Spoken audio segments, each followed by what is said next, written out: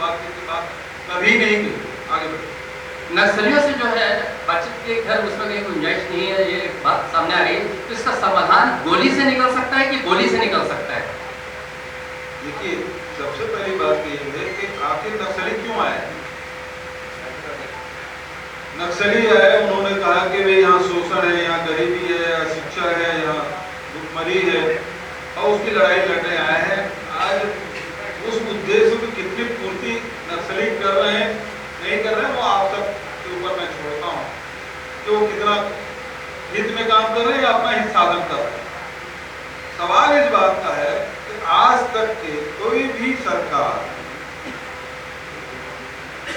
नक्सलियों से पीड़ित व्यक्तियों से कोई बात नहीं किया, उससे प्रभावित लोगों से कोई बात नहीं किया, जो लड़ रहे हैं उनसे कोई बात नहीं किया, जो वहां पत्रकारिता कर रहे हैं उनसे किसी ने बात नहीं की। इसकी शुरुआत हमने की।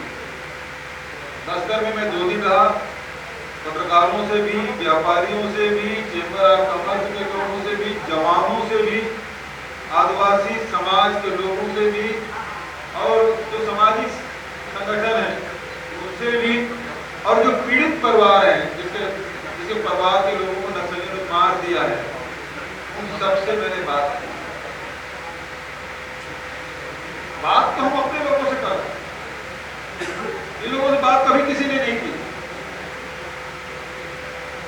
तो ये आखिर चाहते क्या है, इस समस्या का निदान क्या है?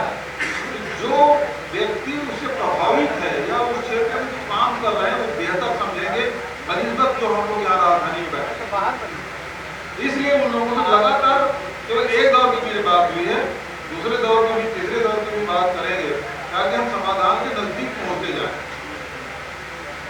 एक मिनट